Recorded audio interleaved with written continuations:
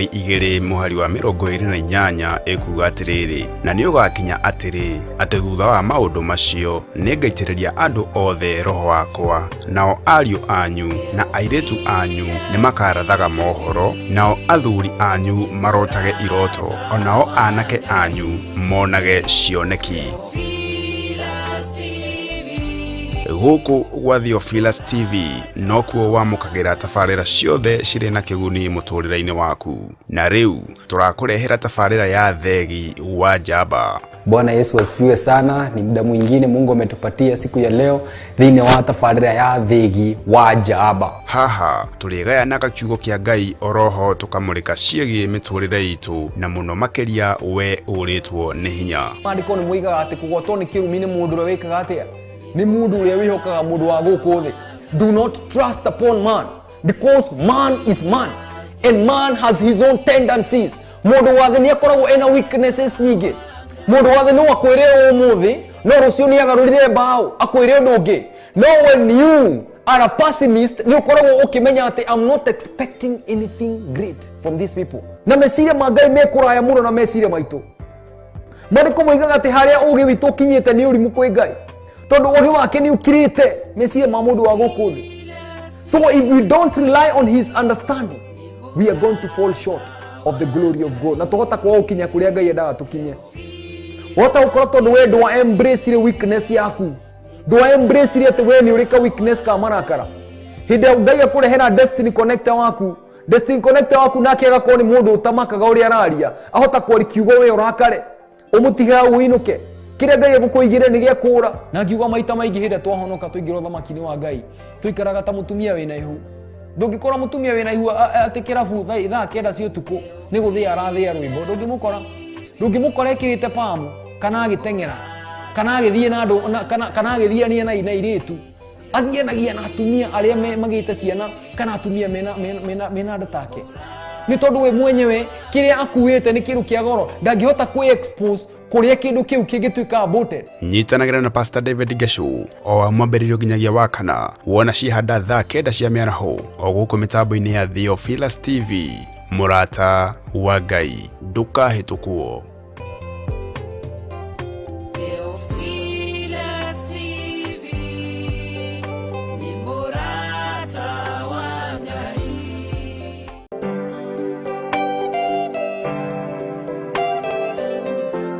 Thiini wa ibuku ria Joeli igere muhari wa 28 ekuga atiriri na ni ugakinya atiri ati thutha wa maundu macio ningaitiriria andu othe roho wakwa nao ariu anyu na airetu anyu ni makarathaga mohoro nao athuri anyu marotage iroto onao anake anyu monage cioneki. Guku gwa Theophilus TV nokuo wamukagira tafarira ciothe ciri na kiguni muturire-ini waku na riu turakurehera tafarira ya Theegi wa Njamba. Bwana Yesu asifiwe sana. Ni muda mwingine Mungu ametupatia siku ya leo thini wa tafarira ya Theegi wa Njamba. Haha turigaya na kiugo kia Ngai oroho tukamurika ciegi miturire itu na muno makeria we uritwo ni hinya. Mandiko ni muiga ati kugotwo ni kirumi ni mundu ure wikaga atia ni mundu ure wihokaga mundu wa guku thi. Do not trust upon man because man is man and man has his own tendencies. Mundu wathe ni akoragwo ena weaknesses nyingi. Mundu wathe no akwire umuthi no rucio ni agarurire bao akwire undu ungi.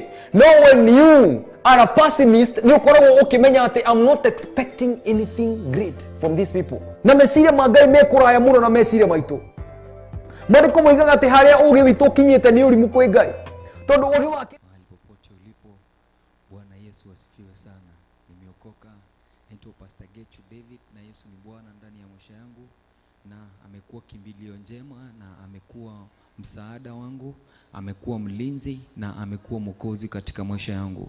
Nimekuja kumjua. I have known him as Jesus Christ. I have known him as the Savior and I have known him as Lord in my life. In the mighty name of the Lord Jesus Christ. Uko katika within wa tafarira ya Theegi wa Njamba. I'm welcoming you each and every viewer. Welcome, karibu tukaweze kubarikiwa pamoja na waona wale ambao tuko pamoja nao. Tuko na Nancy Kamau na tuko na Triza Mshume. God bless you so much because of joining. As we go ahead with our session, I hope that the Lord is going to bless you, na hope ya kwamba utatoka na kitu mpya siku ya leo. That this day will not be a waste, but it will be like a day that the Lord is going to enrich you with other spiritual nourishment. In the heavenly kingdoms, there are too many secrets and there are many oracles in the kingdom of heaven. So siku ya leo najua ya kwamba kuna mambo ya maana sana ambao Mungu ametuandalia, na kabla tuweze kuendelea, wacheni tushukuru kwanza. Baba, katika jina la Yesu tunakuenzi, tunakushukuru. Nasema ni asante, wewe ni Mungu, wewe ni mfalme, hakuna wa kulinganishwa na wewe Bwana. Jina lako limetukuka, limeheshimika, jina lako limeinuliwa juu ya majina yote Bwana. I exalt your name on high. I glorify your name, King of kings and Lord of lords, Jehovah Lord. There are kings and there are kingdoms, there are mountains and there are thrones, but only you, Yeshua, your kingdom shall reign forever, O God. I exalt your name on high, and I glorify you in the beauty of your holiness and in the splendor of your greatness, O God. With reverence, O King of kings, I exalt your name and I give you praises in the mighty name of the Lord. Bwana, kuomba kaweza kutawala katika mawazo yetu siku ya leo. Kila kizuizi chote siku ya leo tunakinukia katika jina la Yesu Kristo, na nanena neema yako ikaweza kuwa pamoja nasi, nguvu zako zikaweza kushuka juu ya maisha yetu siku ya leo, kwa kuwa wewe ni Mungu na wewe ni mwaminifu na hakuna kama wewe Bwana. Pokea sifa milele Bwana. The Bible says that forever, O Lord, your word abideth in heaven, O God. I exalt your name and I exalt your word, O King of kings, that which you have exalted more than your name. I exalt your word this day in this altar, in the mighty name of the Lord Jesus Christ. Kila kizuizi chote tunakinukia katika jina la Yesu Kristo. Each and every legal ground that the enemy has got in our lives, we want to pull that principality down. We want to pull that power bound down. We want to pull down, oh God, and to tear down each and every altars and rulers in the mighty name of the Lord Jesus Christ. I declare that this altar is officially reigned by the Holy Spirit of God in the mighty name of the Lord. May the wisdom of God come and rest upon our heads this day. Spirit of God, I pray, may you teach us your oracles, teach us the mysteries of heaven in the mighty name of the Lord Jesus Christ. Na kushukuru Bwana kwa kuwa wewe ni mwaminifu na wewe ni mwenye nguvu, katika jina la Mungu Baba, Mungu Mwana na Mungu Roho Mtakatifu tunaomba na kushukuru. Amen. Amen. Amen. Habari yako mtazamaji? Mimi niko mwema siku ya leo tunapoendelea na service yetu. Tulikuwa katika topic ya sexual immorality and other related perversions, na tukakuja kuona how this sexual immorality is linked to other related perversions, na tukaona ya kwamba it is something that the Lord gave us for free. It was a blessing. Kwamba intimacy ilikuwa ni baraka Mungu alitupatia freely. But now the devil came and manipulated it and converted it to something else due to our lack of knowledge and understanding. Na jana tukasoma tukaona ya kwamba you can have wisdom and understanding, but if you lack knowledge, wisdom doesn't have anything to control, because wisdom is used to direct. And knowledge is power, because knowledge is a lot of information that is in your head, and that is power. That's what the scripture says, that knowledge is power. But now understanding inakufanyaga wewe unaanza understand the knowledge itself, unaanza go deeper in the knowledge. But now wisdom wakati na come through, wisdom huwaga inakusaidia kukudirect kwa the knowledge yenye already uko nayo. That means that unaweza kuwa na wisdom na understanding but ukikosa unaweza kuwa na knowledge na understanding but ukikosa wisdom, you do not have the direction of using the knowledge. So watu wengi sana huwaga wanakuwa bound because wanakuwa entangled na vitu zingine, because they enter into things outside the conscience, outside the knowledge, outside the alertness of knowledge. So yeye mwenyewe wakati ameingia into a relationship blindly, what happens is this, that the enemy manipulates his mind, because Bible inasema in the book of Genesis chapter 3 that the serpent was the most cunning animal in the garden of Eden that the Lord God Almighty had made. So he was cunning. He is subtle. Kuna versions inamuita that he is subtle. He is cunning, he is subtle. He is so clever, anajua. So one thing is that he has an advantage of age, because yeye mwenyewe he was there from the beginning.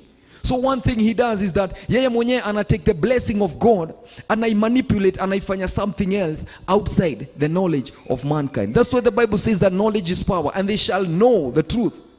They shall have this knowledge of truth, and this knowledge shall set them free. So it is the knowledge of truth that sets you free. It is knowledge that sets you free. That is what the Bible says in the book of John 17 verse 3, that this is eternal life, that they may know you, the one true God. So knowledge is eternal life by itself. So wakati yenye mtu anakosa hii knowledge, what happens is that the devil will manipulate you outside the knowledge of God. God is the creator of you. He created you. Na mwenyewe wakati alikuumba, there are words that the Lord has already said concerning you. But if wewe mwenyewe haukufuata hizo maneno, the devil is going to make sure that wewe mwenyewe haujatimiza hizo maneno. One thing you need to understand, that the devil is so busy, yeye mwenyewe hata role yake si kukufanya ubackslide. Hapana, he's so busy for that. But his role is to make sure that he makes you not by anything. He will use any possible tool to make sure that you don't come to the knowledge of truth. Because he knows that once your mind is expanded in this knowledge, wewe mwenyewe wakati umegain hii knowledge, you're going to be powerful and you're going to overcome everything that he brings in your way. So wakati yeye mwenyewe God himself aka-introduce intimacy and love to men. But no, one thing happens is that hawajuangi that these things, they don't have the principle, what do we call it, characteristics of what you should do so that you can realize if love is true or it's not. Wakati nyemekuwa manipulated. So tukasoma in the book of Songs of Solomon chapter 3 verse 5, ikasema, I charge you, O daughters of Jerusalem, by the gazelles and by the doers of the field, do not stir up nor awaken love until it pleases. Unajua hapa alikuwa anasema, yes, love is there, it's good, it's pleasant. But now there's something that you need to understand. There is a specific time that it's supposed to be used. So wakati yenye haijatumiwa at that specific time, then the devil has a role of coming and manipulating you. Kwa sababu wewe mwenyewe umekosa that knowledge of knowing that it is the time that now it is pleasing, I should get into it. Una get into a relationship blindly. Ukiget blindly, wewe mwenyewe hata hujui what knowledge is. So una get too blindly out of the emotions that are build up, tensions zenye ziko ndani yako. Umepata mtu mpya kwa maisha yako. So wewe mwenyewe unajientangu naye, unampatia maisha yako. What happens is this, huyo mtu wakati umempatia, and because wewe mwenyewe you don't have the knowledge of knowing that person, you don't have knowledge, yeye mwenyewe hatapata interest na wewe. Because when a relationship lacks knowledge, what happens is this, mtu waga anaanza kuboeka. Akianza kuboeka anaanza kuona huu mtu anabo, hakuna kitu kingine mpya ya kusoma ndani yako. So huyo mtu anakuacha, and the moment amekuacha unapata ile low self esteem. Hiyo low self esteem nayo inakuovercome, ina build up ndani yako. So at the next relationship you'll get into, get into a relationship with the tension, with the same spirit of tension that wewe mwenyewe unaweza achwa. So unakuwa led by lack of knowledge. Hauna knowledge ya kujua how to overcome your emotions. Because when time, until this time pleases, zenye Solomon alikuwa anasema, is when you have the ability to control, to monitor your emotions and to control them. Because when you are led by emotions to enter into a relationship, wewe mwenyewe hukuagi sober minded, because emotions hazinaga intelligence. So haziezi jua what will happen next. They don't have knowledge, they don't have understanding. Emotions huwaga zinataka tu kufiliwa, zinatakaga tu vitu positive tu. They cannot understand anything negative. An emotion cannot understand the puzzle wakati yenye umeachwa, haiwezangi kuunderstand. Because wewe mwenyewe ukienta into a relationship, unaenta na roho yako yote bila kuconsult your brain. Then wakati emotions una build ki-empire ndani ya roho yako, then wakati unaachwa, now unaanza kuconsult your mind. That means that sasa hii unaanza kutafuta knowledge when the situation is already out of control. And now the mind cannot control the emotions. Kwa sababu hauku-consult ukiget deep. Kwa sababu kama unge-consult ingekupatia kitu inaitwa self control, ingekuambia venye unafaa kuwa unafanya. So we mwenyewe you gave your all, and now right now we mwenyewe umeturn kukua kitu ingine tofauti na yenye wewe ulikuwa unatamani kukua. And I said yesterday that hakuna mtu virgin mwenye anaweza jiuza. The reason unapataga the great percentage of watu siku hizi, hata wasichana siku hizi wanaona kwa wameheartbreakiwa sana, so wanaona afadhali tu mtu apate mtoi alafu yeye mwenyewe awachane na stories za maboy. Anasema ati maboy achana nao, maboy siku hizi hakunaga true love. So ye mwenyewe ni kujibamba tu. Hivyo ndo alijiintroduce to the altar of becoming a hoe kwa maisha yake. Ye anakuwa harlot, anakuwa malaya. That is the characteristics. Those are the characteristics. That is the pattern that shetani anakuwa amele kwa vichwa za watu. Wengine wanapatana na wasichana, wengine wanaanza kupata wasichana wako kwa group. Wanaanza kuongea kuhusu how men are useless nini, so wanaanza kuona wao wenyewe they are better off on their own. Lesbianism nao inaingia. Boy na yeye anaishi kwa nyumba ya mamake, yeye mwenyewe anapata yenyewe ashaanza kukuwa exposed kwa vitu za dunia, ashakuwa introduced kwa kitu inaitwa sexual immorality, ashaanza kupata access ya vitu kama nudes na kitu kama pornography. And one thing you need to understand, wakati pornography inaingia kwa maisha yako, when it enters in your life, directly it leads you to masturbation. Hakuna point ingine, hakuna stage ingine yenye pornography itakulead straight to masturbation. And one thing you need to understand, that in everything you have to understand that this is lust that is operating right now. Tulikuwa tumeongea kuhusu 3 things. Tulikuwa tunaongea kuhusu love, tukaongea kuhusu obsession, na tukaongea kuhusu lust. Now love is clear, love is clear, na love inakuwa na knowledge ndani yake. There is openness, hakuna tension, hakuna fear, kwa sababu the moment fear inaingia sasa ndio inakuwa obsession. So wakati yenye hiyo obsession nao ikigrow sana inaanza kukua lust. Lust nayo ni kitu ingine, it is a whole another level. Because lust hakuna time yenye wewe mwenyewe utaitosheka. Love it is a legal appetite that wants to be met illegally. Ni kitu yenye inafaa, ni kitu mzuri. Ni kitu mzuri yenye inataka kukua met illegally because it was created by God initially. God made it. He created it and made it and gave it to man. But now it is being manipulated illegally in a way that God did not command it to be used in such a way. So unapata lust ni kitu moja yenye haiwezi isha, haijalishangi kama wewe ni bwana ya wenyewe ama wewe ni bibi ya wenyewe. It doesn't care whether you are a man of God, it doesn't care whether you are a woman of God, whether you are an intercessor, whether you are who or who. Lust doesn't care. Na kitu moja unafaa ujue ni ati inakuwa ni kitu yenye iko triggered by something. Wakati nilikuwa nasoma safety, tulikuwa nasoma kitu, I had said it a few days ago, nilikuwa nasema kwamba tulikuwa tunasoma kitu inaitwa the hierarchy of control. Hierarchy, HIRARC, the hazard identification, then risk assessment, and then risk control. That means you cannot control the risk unless you assess that risk. And you cannot assess the risk unless you identify the hazard. So unless wewe mwenyewe udig deep kujua ni nini who trigger the lust that is in you, there is no way you can cure it. Hawezi ikiwa. Na one thing ni ati yenyewe statistics imesema ya kwamba 6 out of 10 people size ladies, 6 out of 10 by the age of 40 watakuwa wako single mothers. By the age of 40 watakuwa wako single mothers in the whole world. Na ikapata hii statistic inasema kwamba Kenya ndo imeathiriwa sana na hii demon. So wasichana wengi sana they are not getting into a relationship because of love. They are getting into a relationship because of being desperate. Wenyewe washajua kuna wanaume. Nilikuwa nasikia wakisema ati sijui wanaume wangapi wanaanza kutafuta ratio. Unapata wanaona ati ladies ni wengi kuliko wanaume. So wanaanza kuona ati wanaume hawatoshi, so kila mwanaume anafaa kuwa na mademo 3. That is a pattern of the world. It is a pattern that the devil has introduced in the heads of people so that he can grab them and use them according to his own disposal. But siku ya leo ningetaka tuongee hii mambo about the sex, because it is a problem that is triggered because of that appetite must be triggered because of something. Kuna kitu you trigger. Kuna kitu inafanyaga wewe mwenyewe unasikia mvuto. Unajua kuna wale watu wenye hufanya masturbation, one thing is that yeye mwenyewe hata itiridhika. The moment umeenda ukaingia kwa site ya pornography, ukaangalia hiyo kitu, alafu ikaingia ndani yako ukajifeed nayo, one thing you do is that una introduce dilikam kujua there is a demon called Asmodeus. Asmodeus, it is the demon that carries all lust. It is the principal demon, it is the chief demon of lust. Inaitwa Asmodeus.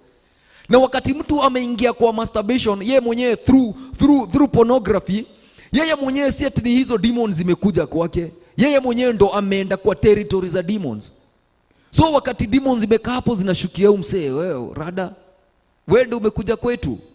So one thing that happens is that the demons zinaanza kukua na legal ground kwa maisha ya msee. Na unajua hakuna kitu inakuwa ngumu sana kutoa kama the demon yenye iko legally mahali iko legal, hata wakati kwa kuja hapa hata uambewe na nani hiyo demon yezi toka, because wewe mwenyewe ndo ulienda kwa hiyo territory. There is a principle that works in those kingdoms, even in the kingdom of God. It is governed by a principle, and one principle is wakati yenye demon iko legal mahali, it becomes so hard unless wewe mwenyewe mwenye uko na hiyo demon, wewe mwenyewe ndo unaweza kuitoa. So this is what happens wakati yenye wewe mwenyewe umejifeed na pornography all over again. Wewe unadhani getu unajibamba, but hiyo inakuwa ni a very deep hole, inakuwa ni shimo ingine kubwa sana, because the more you do it, the more you desire more and more and more and more, na unaendelea kuona itakulitu to masturbation. Na ukitaka ukimasturbate wewe mwenyewe hutatosheka. Si eti utamasturbate leo hata mara 20 ati utosheke, hata mara 30. Na ukitembea hapo kwa barabara bado there is something else that you're going to see that will trigger that same demon na arise tena. So unaanza kuona kuna mtu ameombewa na akaokoka, but kwa sababu yeye mwenyewe hana the knowledge of knowing how to work, how to deal with it. Yeye mwenyewe, it must come straight from himself. Yeye mwenyewe. Bwana asifiwe sana. Lazima ikam kwa yeye mwenyewe. Lazima yeye mwenyewe aamue. Mimi mwenyewe nishajigive, nataka hii kitu itoke. So unajipata mara mingi sana kuna kugana vitu zenye zina happenigi kwa maisha ya mtu. Ukijiexpose na kitu sana kwa mind yako, one thing that happens is that hiyo kitu umejiexpose kwake waga ina flow kwa kichwa chako over and over and over again. Nikaota niko kwa harusi, nimekula keki, halafu nimekula nikapata asubuhi nimeamka nimemwaga ute kwa kitanda vibaya sana na hakuna evidence. Halafu unaota uko mahali pengine, unaota ukirokota pesa. Unarokota pesa mingi sana. Asubuhi unaamka umerusha mkono kwa mfuko hivi na hauna ini, but ukaota uko na msichana kwa kitanda. One thing is that ukiamka asubuhi kuna evidence, unashindwa rada kwani kunaenda aje. So one thing that happens is that hii ni kitu tofauti sana, because it is happening from within you. Si lazima ikumetoka iko ndani yako. The demon is within you. It is already present in you. So hiyo picha inakuwa so clear according to how you have exposed yourself, the things you have exposed yourself into. So unapata wewe mwenyewe unaweza kuwa kuna mtu mwenye mnaongeaga naye, maybe ni intercessor, mnaongeaga vizuri sana, mnachatiana vizuri sana, Bwana asifiwe sana. Then unaongea masaa kuomba mnaongea vizuri sana. As time goes by, ka conversation kanaenda kakichange, hivyo mnaanza kujuliana hali, kuambiana goodbye nini, good night nini, mambo mingi sana inaweza kupop in, stuff start popping themselves in. Alafu unajipata sasa mshaanza kuongea na emoji yini, na kila emoji na meaning yake. Then mnaendelea hivyo. Wakati mtakuja kujipata ati mmetoka mahali penye mlikuwa, you do not even know how it happened, because it is a demon that is within. David alikuwa anasema, anaomba, blot out my iniquities, that my sins are always within me. Sins zangu zinakuanga hapo karibu na mimi. Paul anasema in the book of Romans chapter 7, struggling with the flesh, that whenever I try to do good, evil is right there with me. Temptations zinakuanga hapo karibu na wewe ever kwa maisha yako. Ndo David alikuwa anasema, my sins are ever in front of me. So unapata hule mtu mwenye hana ile knowledge ya kujua how to cover yourself, because the scripture says that guard your heart, because out of it flows the springs of life, flows the issues of life. Now this is it. Guarding your heart is guarding your imagination. Wakati yenye your imagination iko exposed, anything can enter into you, and any trigger inaweza kufanya wewe mwenyewe umasturbate ama ufanye anything. Na the more inaendeleaga ikigrow, tulisema hapa, tunasema watch your thoughts, they become your actions. Watch your actions, they become your habits.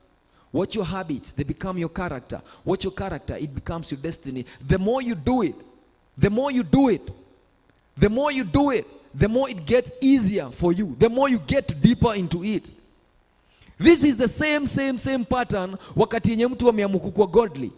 When you expose yourself to the word of God, the more you find yourself doing according to the word of God. Wakati yenye wewe mwenyewe umefanya the word of God, you find yourself getting the habit of doing what the Lord wants. Wakati yenye imekuwa habit kufanya venye Mungu anataka, then it becomes your character, and then develops to a destiny, a glorious destiny through the Lord Jesus Christ.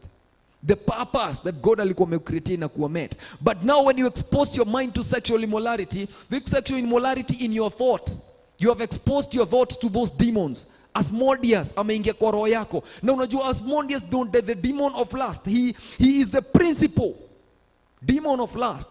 Ye mwenyewe akiingia ndani yako hakuna mtu wezi lala na yeye. Unakaa kama the Samaritan woman. Mwenye alipatwa na Yesu akamwambia, bwana yako kwa wapi? Akasema mimi sina bwana. Yeye alikuwa na wote na hakuna hata mmoja alikuwa bwana yake. Yani hao wote hawangeweza kumridhisha, because it is not about satisfaction. No. You cannot be satisfied.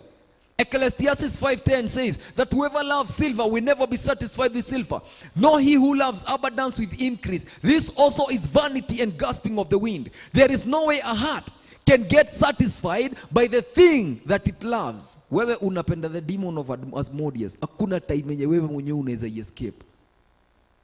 Ndio unapata watu washaanza kuingia kwa vitu kama hizi altars, hizi sexual altars na sexual ties. Kwa sababu ya zile vitu zenye yeye mwenyewe wanaambianaga when they are having sex. Kuna vitu mingi sana zenye watu huongea. Things vitu mingi sana zinakuwa build up in the spiritual realm out of their conscience, out of their knowledge. So unaanza kupata wewe mwenyewe unamwambia sitapata mtu mwingine kama. You have made those words in the spiritual realm. They are solid. They are solid in the spiritual realm. That demon ishaanza kuquote words zako. Ndio unapata hata wakati unaolewa you can still get huwezi rithika, because you are polygamous. Wewe mwenyewe uko married lakini you are polygamous. Uko single saa hizi, but unapata hiyo spirit ya kukuwa polygamy bado unakufuata. Unashindwa kwa nini nakufuata?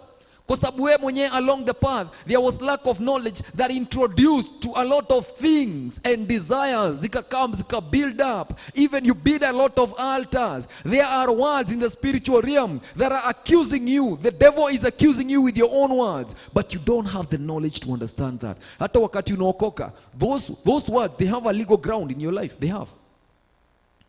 So wewe mwenyewe unaweza tu kuwa umeokoka lakini unajaribu kutoka kwa habit, but unashindwa ni nini huaga ina happen. Unajaribu kuomba. Sasa hiyo ndo hata mpaka ukikuitwa altar call, hata kukitwa yoyote tu wewe uko tu hapo umesimama. Kwa sababu wenyewe hii shida imekuweza kabisa and you don't have a way out. Knowledge is power. It's what the scripture says. Wakati umepata knowledge inakupatia the strength to overcome. Knowledge ndio kupatiaga hii knowledge, hii inakupatia hii mentality ya kuweza kujua how to get yourself out of something. When you don't have this knowledge, there is no way you can get out of it. Utakuwa unasumbuka tu na kitu moja all over again and all over again. Nimepata mtu ameniambia nimekuwa nikimasturbate for 30 years. Anaelekea 40 years sasa. Every time. Paka anakama anataka. Hizo ni zile maombi zenye hawezi omba Sunday. Kwa sababu Sunday kuna watu wengi sana kanisa. Hizo ni zile maombi zenye huwezi omba wakati yenye kuna service katikati ya wiki. Hawezi omba saa hiyo. Ndio unajipatanga unakuja Monday asubuhi mapema sana. Unapata wale watu wenye wanakuaga tu mawachi na nini, unaingia kwa kona kamoja and you cry to God. Unashindwa ni nini ina happening? Kwa sababu I want to give this matter to God. Alafu ni kitu moja, it is a shame. It is a shame. So hauwezi share na mtu yeyote. Unashindwa utaanzia aje kuambia arifu yako. It is something that is so shameful because it is a shameful demon. It is a shames you. Hauwezi taka kumasturbate kama kuna mtu. Sasa nilipata siku hizi kumeharibika sana kwa sababu watu washaanza kuexposed. Wacha sasa venye tunakemea the demon of masturbation na tunakemea the demon of gayism na lesbianism. Kuna kugana hii demon ya threesome, foursome, fivesome. Wanaume na wanawake wamepatana wote pamoja and they are having sex together. So unajipata kuna zile altars zenye zinajengwa hapo. You know those unajua what kind of altars those are in the spiritual realm. Una wonder how God, hata hii generation yenye tunaishi kuna vitu mingi sana zenye zina happen zenye hata Mungu haezi kubali kukaribia karibu na sisi. Because the evil that watu wako nayo ni evil ingine yenye haijaonekana. Sodom na Gomora kulikuwa hivyo. That's why God aliban. Because hiyo ni sin moja yenye inakuwa ni stubborn sana. And Asmodeus, ukiomba Mungu, tell God that I rebuke this demon in the mighty name of the Lord Jesus Christ. So tukaona ya kwamba when you enter into pornography, you give this demon a legal access over your life. And wakati kuna legal access, we mwenyewe wakati unaenda kwa Mungu, you try to cry out. Yes, you can be sanctified. But shetani bado anakuaccuse. Na anakuaccuse legally. Akona legal basis za kukuaccuse. Because wewe mwenyewe, you created that altar by yourself. And the only one person who can destroy that altar is you yourself. How do I destroy this altar? You destroy it by prayer, by fasting, by knowledge, the knowledge of the scripture. Kwa sababu the scripture, kama vile tulikuwa tunaongea last time, tukasema ati they shall know the truth. That's what the scripture says. They shall know the truth, and the truth shall set them free. So it is not just, it is the truth that is in that knowledge. Na tukaanza kuona the truth of mtu mwenye ako ndani ya pombe ni tofauti sana na the truth ya mtu mwenye ako into masturbation. They need different truth. Wanahitaji a different content. So that is why Jesus said that that they shall know the truth, and the truth shall set them free. Hizi mikono zako, zile altar zote zimejenga. Lazima wewe mwenyewe ujue how to bring down those altars. Wale watu wenye hufanya masturbation, hata wakati unaenda kanisani, wewe mwenyewe unakuaga ukisema mimi najua I'm out of HIV, siwezi pata. Mimi msichana, mimi siwezi pata ball. Wakati kanisa, unaenda kanisa alafu mhubiri anasema inua mikono yetu unyoni juu, hawezi inua mikono yako juu because you know hizo mikono kama zinaweza pewa microphone ziongee zile vitu zenye zishaifanya, na kombi unatoka mbio haraka sana, hata huwezi kataka kukaribia. Kwa sababu the altars zenye zimecreate ni altars zingine zenye wewe mwenyewe ndo tu unajua peke yako kwa kitanda kama umefunga nyumba. Hii demon nishai kuwa na battle nayo one time. The Lord is great kwa sababu he redeemed me from it.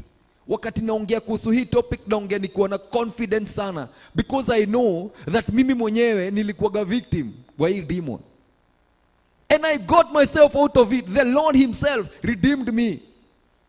So nikuambia ni kitu yenye inakuwa ina expose your mind, inakuwa ina expose in your mind. Tuko na Tabitha anasema true Pastor David, Wanjiru Wajahe, God bless you so much. Na Nancy anasema have mercy Lord, we need your touch every time. Yes, we need the touch of God.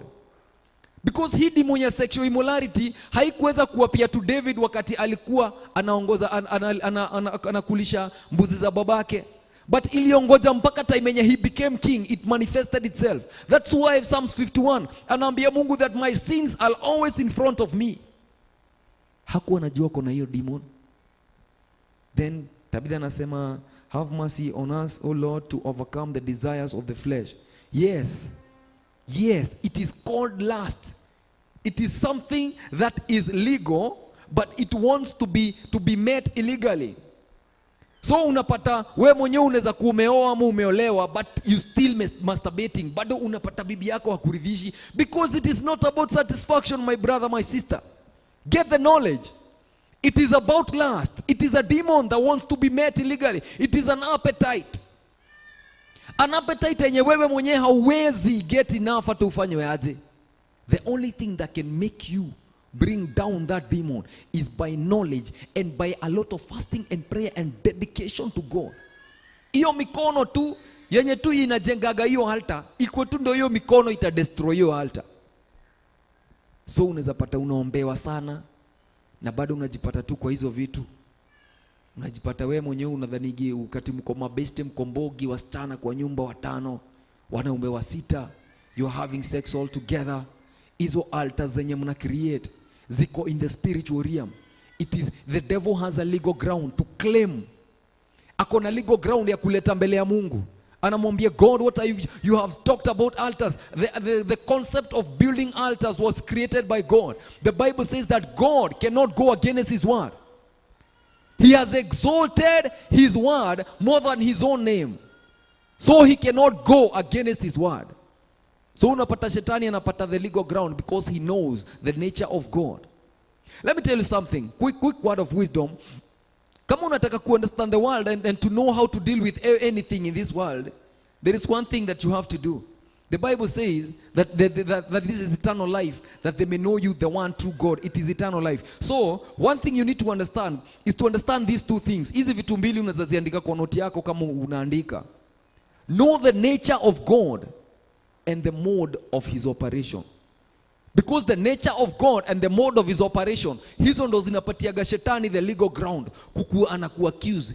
He goes before the Lord and tells the Lord, you have said this and this and this and this and this. This guy is doing this and this and this and this. He has an altar in his life. So yeye mwenyewe hajui how to kubomoa hizo altars. Then wakati mtu anaokoka ile wokovu tu ya mchezo tu, ile ya jokes. Unajua kuna ile wokovu serious na kuna ile wokovu ya jokes. Kuna ile wokovu mtu ameokoka yeye mwenyewe hata haombagi na dhaningi tu ameokoka. There is no way that altar can get out of your life unless you have this total deliverance. The total deliverance that will come through the knowledge of the scripture. That is why tulisomaga in the book of Proverbs chapter 24 verse 3 jana. Tukasema, by wisdom a house is built, by understanding it is established, and by knowledge the rooms are filled with all precious and pleasant riches. By knowledge, with all precious and pleasant riches. Knowledge ndo yenye inakujanga kumalizia. Na tulikuwa tunaongea jana, I hope wale watu tulikuwa nao tunakumbuka, wale tulikuwa nao kwa show jana. And I know wanaweza kumbuka zile venye tulikuwa tunasema ya kwamba wakati wewe mwenyewe unakosa knowledge, ukikosa knowledge unakuga blinded na vitu mingi sana, hata hunaga confidence na anything yenye unafanya. Unapata msichana mdogo amekuwa introduced to sexual immorality rahisi sana, na amekuwa humiliated kwa sababu sometimes wasichana hawajuangi Kenya wanataka due to the fulfilling of the emotions that are in them, because they are led by emotions. And that is not a bad thing, it is a good thing. They are led by emotions. So easy emotions wakati zinakuwa build up ndani yake, wakati anakumanipulatiwa ni rahisi sana, because emotions are not intelligent. They are not intelligent. Huaga yes anataka kukeep standard yake, but akila acknowledge intelligence ya emotions hakunaga. So unless ye mwenye apply knowledge, a lot of knowledge, then I understand, so that now he can be directed by wisdom, unaweza jipata umetumiwa na watu wa rahisi sana. Kila kitu mwanaume anakuja yeye mwenyewe anapendaga sodomy. Yeye mwenyewe jua anapendaga hivyo. Na wewe mwenyewe integrity yako ilishashuka, low self esteem yako ilishashuka. So unajipata kila kitu unaambiwa ni unajipata umebuild altars mingi sana kwa maisha yako, and to get yourself out of them. Unapata statistics ilisema 6 out of 10 of ladies before 40 ifike watakuwa already wako single mothers. Hebu niambie, what will happen to the next coming generations? Kama siku hizi wasichana wanasemaga wallet ndio kitu ya maana, mwanaume ni pesa. Afadhali nilie nikiwa ndani ya Land Cruiser kuliko nilie nikiwa kwa nyumba kasingo. Pesa ndio inawalead, the concept of money ishaingia ndani yake. So God anaweza taka kumpatia mwanaume wa maana, but because of that concept, the limitation that is in that person's head inafanya yeye mwenyewe anakosa baraka ya Mungu. So what happens is this, yeye mwenyewe alianza akiwa pure sana, but it reached a point that yeye mwenyewe sasa ashakuwa vulnerable to everything. Najipata he is being led to the slaughterhouse. So knowledge ni kitu moja yenye inasaidianga mtu sana. Nilikuwa nimeandika hapo that lust is not absence of sex. No. Sex cannot satisfy lust. Because ukianza kuunderstand concept ya kwa nini mtu anaweza kuwa anatoka kwa bibi yake na anaenda kwa kwa mwanamke mwingine, then bado anamuacha anaenda kwa mwingine, you notice that it is not about sex, it is not about the satisfaction, it is about that spirit, the Asmodeus demon. Hiyo demon yenye inaitwa Asmodeus, it is reigning and ruling in that person legally, kwa sababu yeye mwenyewe ndio alienda kuchokoza, alienda kwa territory za wenyewe, akakuwa ni kama Dinah, the daughter of Jacob. Maandiko inasema ya kwamba their father akakept a fortification na akawaambia msiwahi toka kwa hiyo ukuta. Then out of curiosity akasema I will go out to see the daughters of the land. And the Bible says akatoka. But when he went, second it was Shechem, she was raped. Na akakuwa vitu mingi sana zili happen, that kulikuwa na a lot of bloodshed yenye ili happen hiyo time. Kwa sababu watoto wa mabradha zake walisema lazima wao watahiriwe, na sasa walitahiriwa, walikujanga wakaua wote. There was a lot of bloodshed kwa sababu hiyo ya kutoka nje ya mipaka yenye umewekewa. Hiyo curiosity. Kuna kuwaga na fortification, God anakuwaga hataki wewe upite. But wakati wewe mwenyewe unakuwa curious, unapita, you become like Eve. Do not eat from that tree. But due to the curiosity, wewe mwenyewe uko exposed, your mind was exposed, you were deceived. Wakati ulikuwa deceived, you entered into something due to lack of knowledge, because you lacked knowledge. Kwa sababu ungekuwa na knowledge, haungeweza kuingia kwa hizo altars. So unajipata msichana alikuwa so innocent kwa maisha yake, lakini saa hii yeye ndo the cheapest. Hakuna hata mwanaume yeye muangalia. Hiyo low self esteem ikishaingia ndani yake. Niliwaambia jana ya kwamba ile level yenyewe wewe mwenyewe unajivalue, no one can value you more than that level. Kwa hivyo ni kumaanisha kwamba kama umeweka standards zako zikiwa hapa, hakuna mtu anaweza kukubeba ukiwa na standards more than mahali penye umejibeba. People will treat us according to the level of the standard that you have kept in our lives. Unless you have the knowledge of self knowledge. That's why tulikuwa na hizi topics za self awareness. So that you can know, you can be aware of yourself, that you may not enter into something blindly. Kwa sababu vitu ni mingi sana there. The Bible says that the devil has a lot of schemes. He has a lot of ways to pull you down. He has a lot of strategies. That's why the scripture says in Genesis 3 that the serpent was the most cunning of every animal in the Garden of Eden that the Lord Almighty had made. He is so clever. He has an advantage of wisdom. The Bible says in Ezekiel 28 that he was clothed with splendor and wisdom. And the Bible says that due to that wisdom, yeye mwenyewe akakuwa corrupted. Because of the wisdom, you see, don't downplay the intelligence of the serpent, the intelligence of Satan. He drew a third of the stars in heaven. But we have the mind of Christ. That's what the book of Corinthians says. We have the mind of Christ.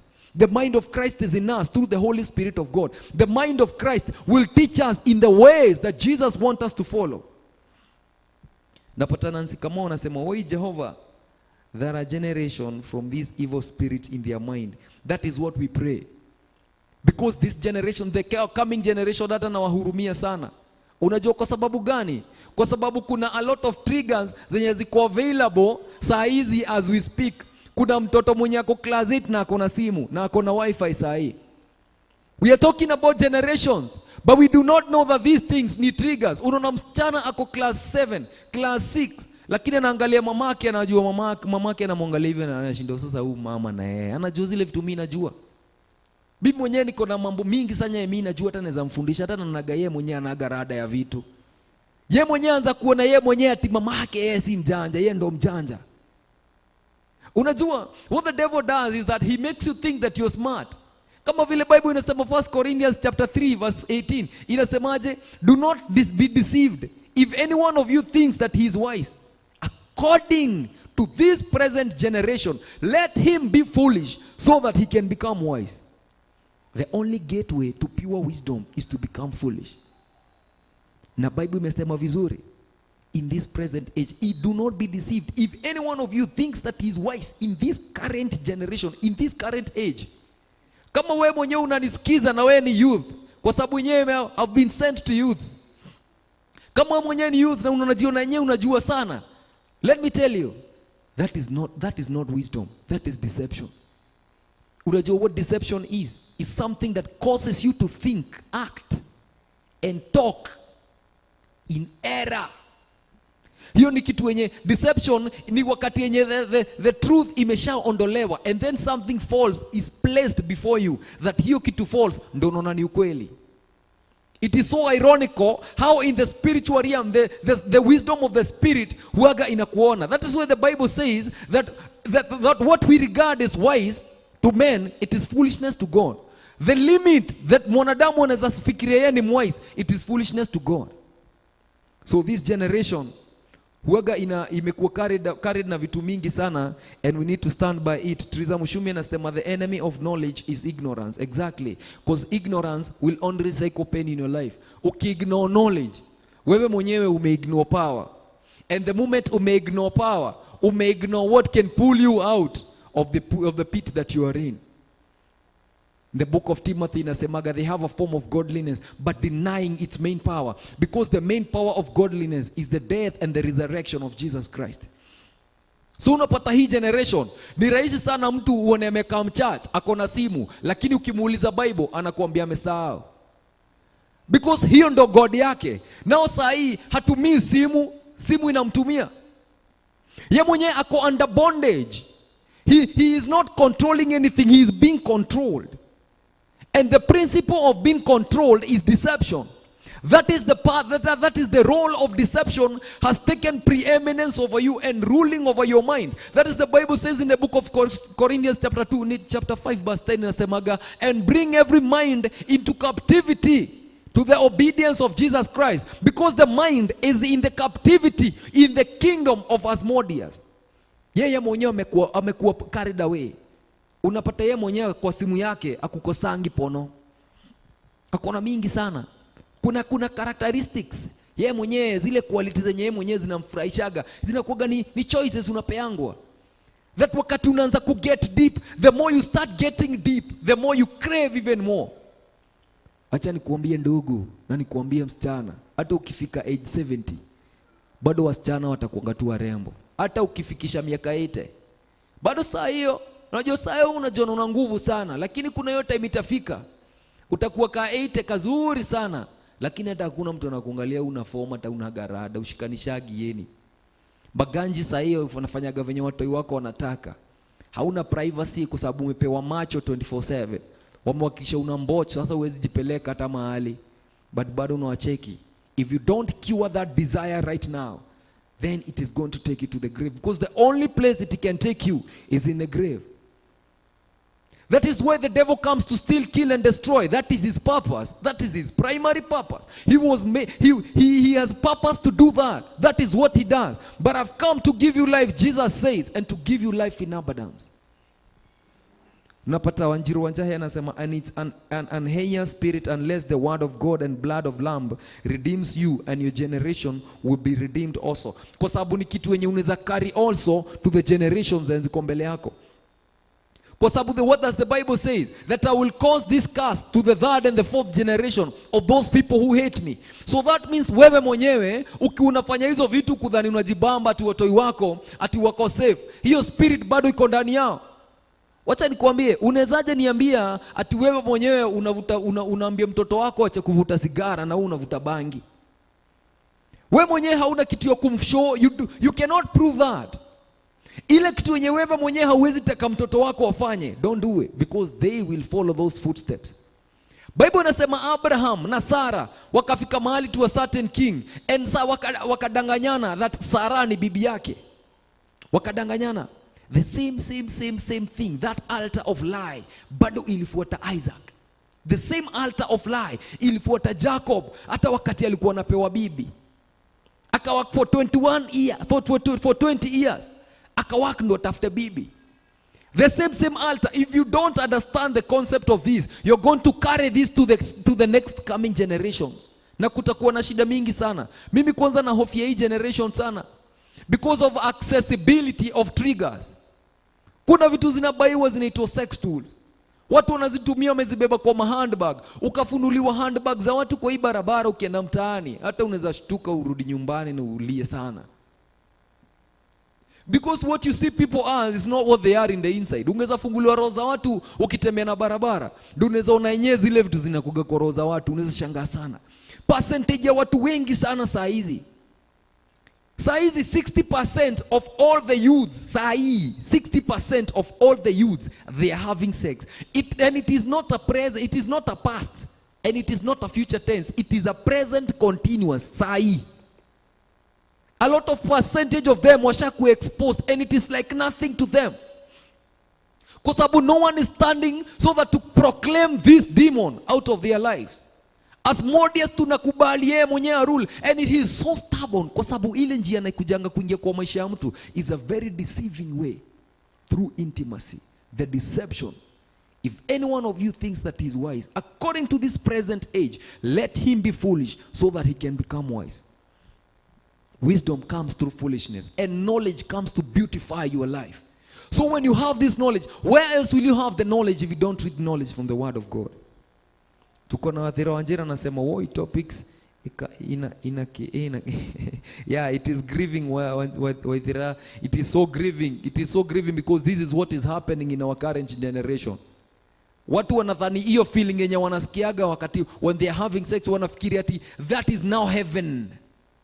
But they don't know that the latter of this problem, ile shida yenye itawaletea, si wewe mwenyewe tu sheko hapo. Kuna generation mwenye alikuwa mezaa mama yako, mwenye alikuwa mezaa shosho yako bado alikuwa, and season yake iliondoka. So wewe mwenyewe don't live like you're living forever. No, a time will come na utatoka kwa hii dunia. Utatoka na nini? Utacheka umejenga altars ngapi za watoto wako kuendelea kuna maisha yao? Utatoka kwa umejenga altars ngapi, ni legal grounds ngapi umepatia shetani hadi na maisha yako? Zingine zenye zina involve watoto wako, but you don't have the appropriate knowledge ya kujua how to redeem the generations that are after you. You are living for yourself. You're not living for your children. Wewe mwenyewe unakujanga usiku, unatoka marevu, umefanya everything yenye unataka kufanya, umedo everything, alafu unataka mtoto wako bado alive a righteous life. No, I don't know how that is possible. I cannot see how that is possible. Kwa sababu the altar you build, every tree that you plant, you shall get fruits from it. Ukiplant matunda ya immorality kwa maisha yako, don't expect kupata watoto wako wanavuna matunda ya utakatifu. It won't happen. Wewe mwenyewe wakati unakuwa na hizo altars za 4 na 5, let me ask you a question. When will this altar tell you now it's enough? You can go get born again. Next. Never. Hakuna time hii demon itai kuambia sasa ni hivyo tumechoka na wewe enda na maisha yako. Hakuna. It will never happen. And that is the main problem. Because the Bible says, kama vile nimesema Ecclesiastes 5:10, that whoever loves silver will never be satisfied with silver. Wewe mwenyewe mwenye umedownload tu porno, unaongojanga tu jioni wewe mwenyewe uwatch. Hadi ukiwa kwa mato wakati kitia nyuma haina wasee wengi, unaweza jipata umevaa earphones una watch. Let me tell you one thing. Build your altar kabisa. Lakini kuna time moja itafika and utaona zile time zote utakuwa umewaste kwa maisha yako. Because God cannot come close to you. Unajipata kwa nini watu wanadai wakiwa young siku hizi? Unapata mtoi wa form 4 amekufa, mtoi wa form 1 amekufa. Hivyo tu. Kwa sababu zile vitu zenye wamejenga kwa maisha yao ni vitu mingi sana. Watoi wanapotea usiku kwao nyumbani, anarukia kwa dirisha. Because of the craving, the appetite imekuwa too much. Yani mpaka yeye mwenyewe anaweza risk kutembea usiku. Yani life yake haioni, anaona tu hiyo craving na hiyo appetite ndio imekuwa too much katika maisha yake. Then that demon grows and grows as Mordius grows and grows in his life. Now the more inakuwa giant. Kuna mahali inafikaga wakati isha develop ishakuwa habit, then that habit grows and becomes a character. Then hiyo character sasa hata utaweza kuficha. Ndio unapata hata mtu anazavalia kamini skirt amejipigwa tattoo ingine hapo. Tattoo ingine unashindwa hata ilichorwa aje. Nika akichoro hiyo tattoo hata unashindwa mwenye alichora. Enyewe alichora kama kaa aje. So unajipata ishakuwa character ndani ya maisha ya watu. And then Tabitha, God bless you so much. God's child anasema one's purity today is a seed that will benefit your future generation. Yes, it is going to benefit your future generation. Because what you do right now is going to bear fruits of what will happen to you tomorrow. Kama hutaki watoto wako wafanye zile vitu ushaifanya. Unajua hii mikono ingekuwa ina confess. Na kuambia kila mtu angetembeanga kama amerusha mikono kwa mfuko na amekunja ngumi isiongee. Kwa sababu zile vitu zenye imefanya ikiconfess. Na kuambia hata sijui. Then that's why Jesus alikuwa anasema if your hand causes you to sin, nika alikuwa anajua kuna generation yenye itakam. Na hiyo generation itakuwa iko so led away. Altars zitakuwa zina creatiwa na hizi mikono. Hii mikono imelala ikifanya kazi usiku. Haiwezi inulia Mungu hivi asikie. Inaweza fanya mpaka lightning itoke heaven ikam na ipige vibaya sana kama radi. Because of the evil they have created with their own hands. They have built altars, millions of altars without their knowledge. And saizi washafika mahali wakaanza kupata delight. And I told you last time that this is the worst position. That wenyewe mwenyewe sin imeanza kukua delight. That sin that you do imeanza kukua delight. Unapata boy haezi kuwa na feelings na boy mwingine, ashaanza kudelight, contrary to what God made man, the nature of man, the word God made man. Yeye mwenye asha edit the mind of God, ashaondoa some things, ashaekea zake. What do you think the Lord sees when he looks in heaven? Wakati anaangalia dunia, anapata watu wako hivyo. That watu wengi sana hata wenye wako kanisa, they are still in the altar of sexual immorality. Na wako touch. Conscience ilisha kufa, that hata hawa feeling anything. Ni kawaida tu. Everyone is doing it. Mabeshte wangu wote wanaifanya, hata uaga wana have sex pamoja. So unapata this demon will never go, because watu washai embrace. Imekuwa ni culture na inapasiwa bado kwa generations zingine. Waithera anasema, Mungu natubu kwa niaba ya watoto wetu, uwakomboe na uwarescue, Mungu mwenye nguvu zote. That is my prayer today also. May God redeem our children because they are bound in the name of the Lord Jesus Christ. The Bible says that he who the Son sets free is free indeed, because the Son has a way of setting you free, but not outside your own will. I told you, demons who knock kwa doa ya mtu lazima zinok.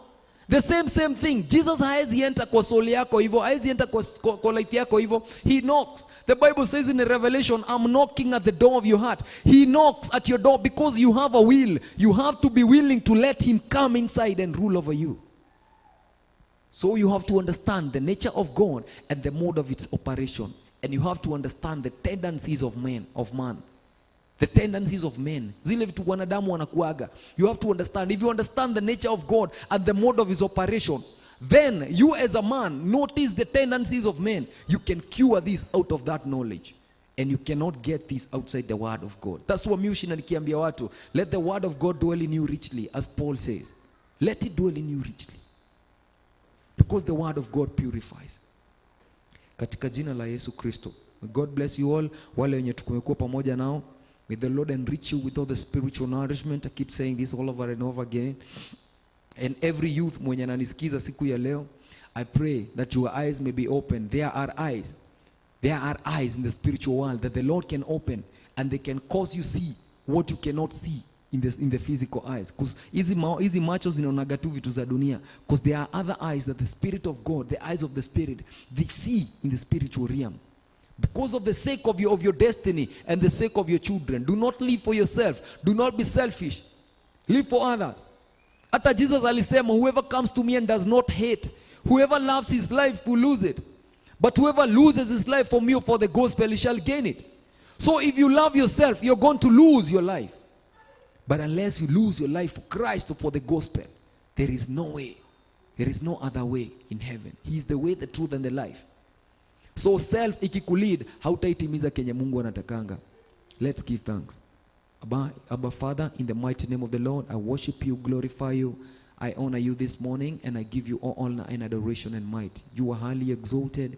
You are highly magnified, dear King of Kings. I exalt you in the beauty of your holiness. Thank you for your word this day, O God. May it live in the abundance of our hearts, O God. May it govern us in the whole truth. The Bible says that when the Spirit comes, the Spirit of God, He will guide us in all truths. I pray, Spirit of God, guide us in all the paths of truth in the mighty name of the Lord Jesus Christ. The Bible says that they may know you, the one true God, in the mighty name of the Lord. We just want to know the true God, the true nature of his operation in the name of the Lord Jesus Christ. I just want to know you, oh God. May you help this generation from these demon callers, Modias, oh God, that it may not reign in our current in the coming generations, oh God. We read them out from that in the mighty name of the Lord. And we declare that this day they're going to turn to you and become different in the mighty name of the Lord. We render this generation unto you, O God. Even for the coming generations, O Abba Father. I know that you still have remnants, O King of Kings. Remnants to preach the gospel. You say that the harvest is plenty,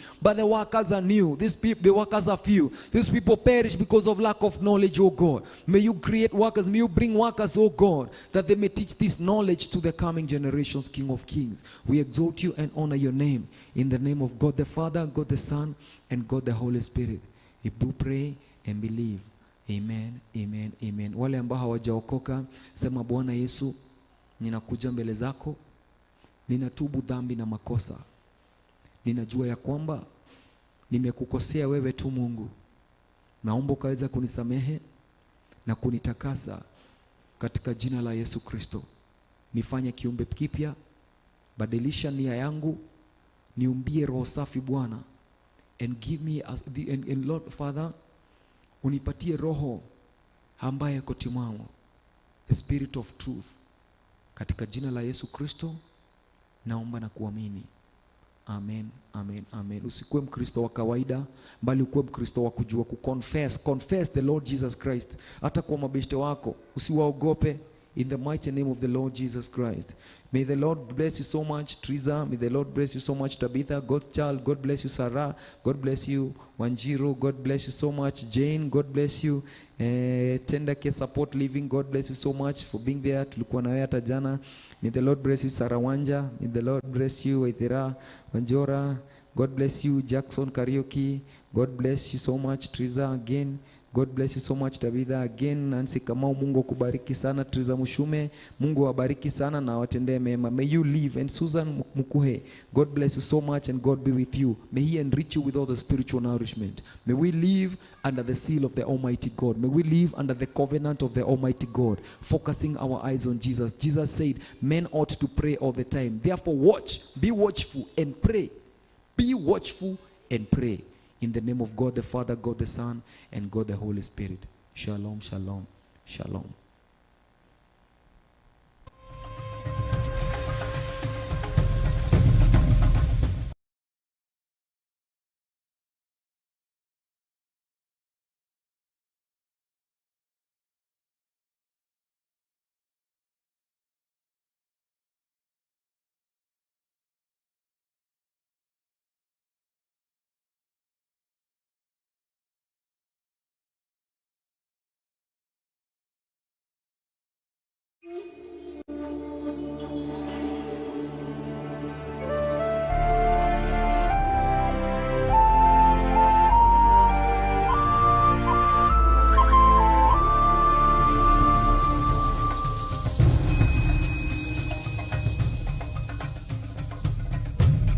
Theophilus TV, MURATA wa Ngai.